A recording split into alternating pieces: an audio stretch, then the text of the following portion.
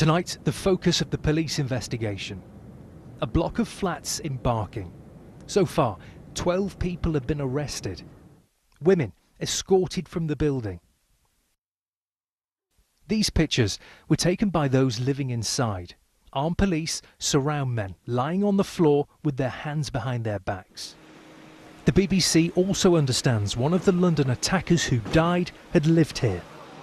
We are not naming him at the request of the police, who say it could jeopardise their investigation.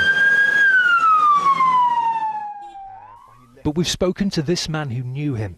He says over the past 2 years, the attacker became more and more extreme. We spoke about a particular attack that happened, and like most radicals, he had a justification for anything, for everything and anything. And that day I realised that I need to contact the authorities.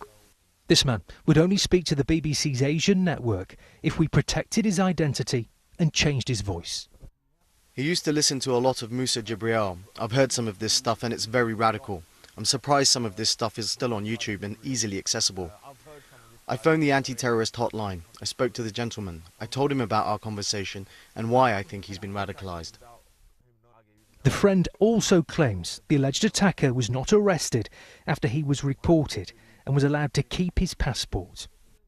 I did my bit. I know a lot of people did, but the authorities didn't do their bit.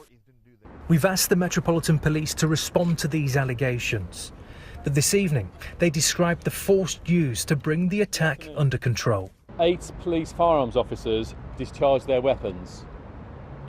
Whilst this will be subject to an investigation by the IPCC, our initial assessment is in the region of 50 rounds, in the region of 50 bullets were fired by those 8 officers.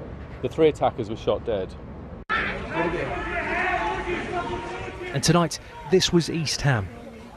Officers still searching homes, still looking for answers. Thomas, BBC News, Barking in East London.